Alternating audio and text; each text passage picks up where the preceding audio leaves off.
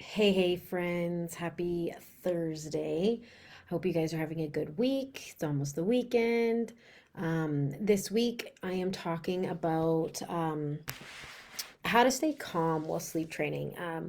I feel like parents kind of get the short end of the stick during sleep training because there's so much information about sleep training, how to sleep train, how to calm your baby and keep them, soothed and feeling comforted during this process.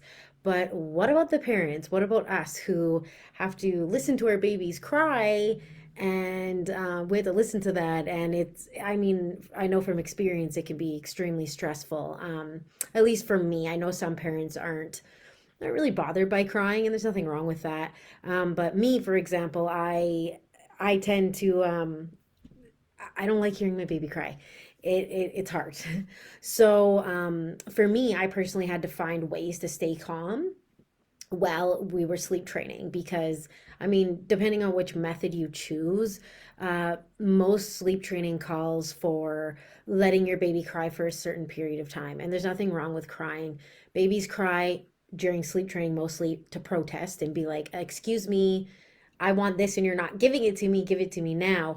But they can cry for other reasons as well. Might be overtired, they might be undertired, they might be, there's tons of reasons why a baby cries. It's their way of speaking to you and talking to you, so that's how why they're crying. But it still stresses a parent out, and I know how it feels, so I wanted to give you guys some tips about what I do to calm myself during this time.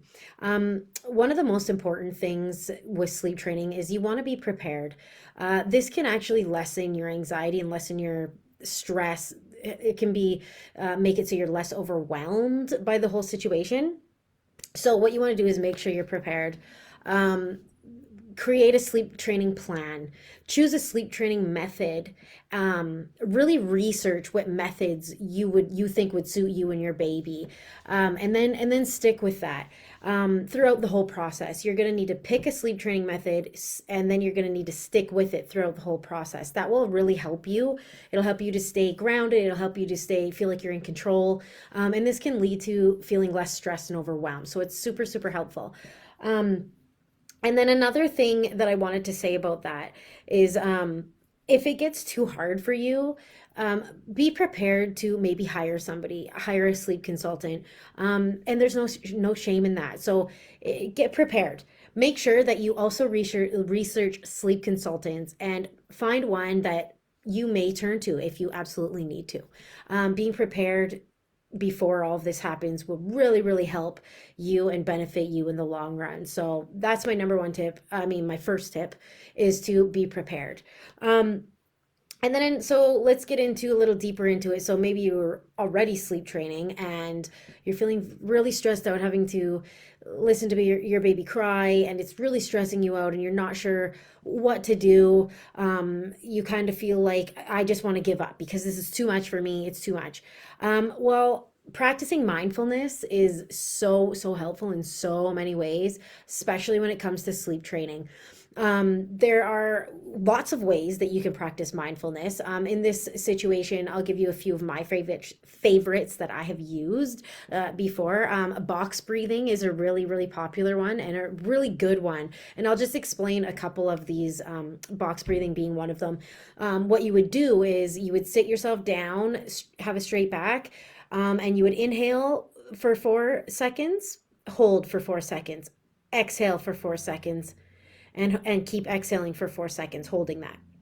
And then you keep doing that as if you're going in a box for as long as you felt like you needed to, for at least 5 minutes should help. And usually that's the amount of time, depending on what sleep method you choose, but usually 5 minutes is a good time to just let your baby do their thing, calm yourself, and go back to the situation, hopefully more calm than you were before going into it. And box breathing is really good at lowering the what is it called, the it's like basically it lowers your senses of stress is what it's doing, so it's really good for that. And another one is breath of fire, mindful appreciation. That's a really good one to really just like stop yourself, be in the moment, and try to like think of the things that you don't always think about every day that you're grateful for. This can help you to kind of shift your mindset, and instead of being overwhelmed and stressed, you're shifting to a more grateful, happy kind of mindset. And then another one would be foot grounding exercise. A foot grounding exercise is great. I love that one. So what you would do is you would put your feet flat on the ground, preferably barefoot, and just feel the ground on your feet and really feel it. And if you can do it outside and go for a walk and do it, that's also super helpful. Doing it in sand, grass.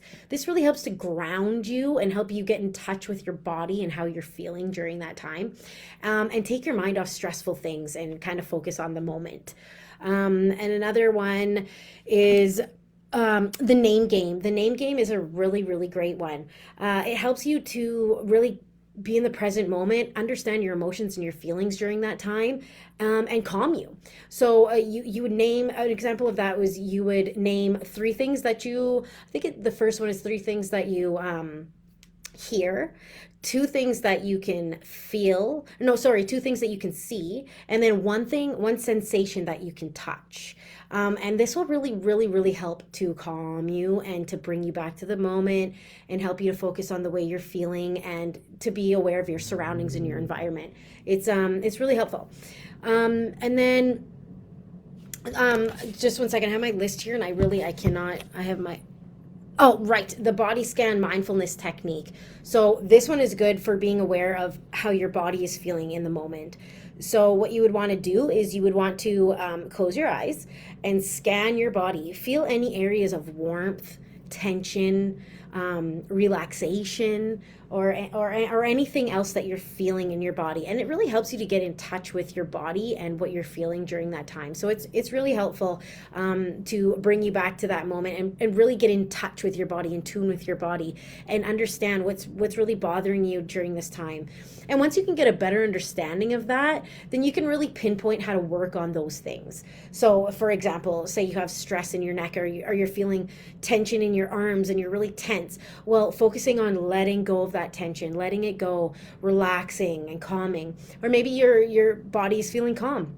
Maybe you're feeling really light and calm, and you can really focus on that. Oh, that feels really good actually. And that will help your mind to kind of shift into the present moment.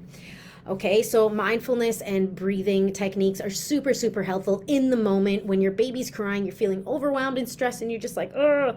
So those things that I just listed, super helpful. I also go more into detail in my blog, and I have graphics as well that you can refer to. So check out my blog on this as well.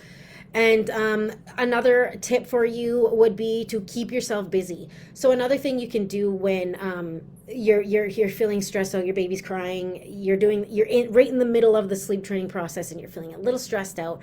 Keep yourself busy. Make sure your baby's safe. Maybe you have a partner or a doula or whoever with you. Get them to maybe grab the monitor and just make sure the baby's safe while you step out for a second and take a moment to yourself. That could be doing the mindfulness exercises and the breathing exercises. That could be putting in some headphones and just listening to a calming song for a couple minutes. That could mean maybe just going outside and getting a fresh breath of air, even going for a short walk around the block. Whatever you need to do to calm yourself in that moment is so, so helpful. And it can help you to come back into the situation feeling more present and more calm and relaxed and able to take on that situation better. I forgot to mention also, if you don't have someone living with you, because I mean, not everybody does, that's totally fine. You have a baby monitor, or maybe you don't. As long as your baby's in their crib and they're safe and you know that, you'll be all right. You can't leave the house when that's going on, but just do what you need to do inside quietly for a couple minutes to calm yourself. If you do have a monitor, you can turn it off for a couple minutes and turn it back on, check on them, make sure they're safe, turn it off again. Do what you need to do to stay calm. Sometimes that monitor I found has actually caused me more stress. It actually stresses me out to sit there staring at the baby monitor while my baby's crying. It actually makes me feel really stressed out. So sometimes just shutting that off for a couple minutes and going outside, getting some fresh air, coming back in, checking and seeing if they're okay. Then yeah, I mean, it works, right? It works for me. So the final tip that I'm going to give you is hire assistance. I mean, if you're feeling like this is too overwhelming, maybe you have no idea where to start, the sleep training methods are confusing you and they're overwhelming. You're trying to piece together things you got on Instagram with things you got on Facebook, sleep training groups with things that you're grabbing off Google, and you're like, I'm getting inconsistent information here. It's so overwhelming. Maybe you're in the middle of a sleep training process and you're like, I cannot handle this anymore. I don't know what to do. I am so stressed out. I just need help. You are not alone. You are not alone, and you don't need to be alone during this process. So, hire assistance. There is no shame in hiring a sleep consultant to help you through this process. Sleep consultants aren't just there to make a personalized one on one plan for you and your baby, they are also there for support. I pride myself in being there for my clients whenever they need me. I mean, I do have work hours, but during those work hours, I'm there at any time that they need me for as long as they need me for. I I want to make sure that they know that they're taken care of and they're heard and they're seen and they're not alone. So do not think that you have to be alone during this process. You don't. You have help. Do not be afraid to hire it. Let me tell you that for me, it was worth every single penny that I spent because my son is sleeping great now, and I felt like I was supported during the entire process, and nothing can replace that. Literally nothing. So it took a lot of weight off the stress and overwhelmed and confusion that I was feeling, and it really, really helped me a lot. So anyways, that is all the tips that I have for you. If you feel like this video was awesome and you liked it and you enjoyed it, you would love my sleep training group. It's called Sleep Little One. The link to it is in the description box. So click on it. Come join us. I would love to see you there. And if you guys have any questions or comments, leave them in the comment box down below, and I would love to answer them. Anyways, I hope you guys enjoy the rest of your day and enjoy the rest of your week and weekend. I'll see you guys later. Bye.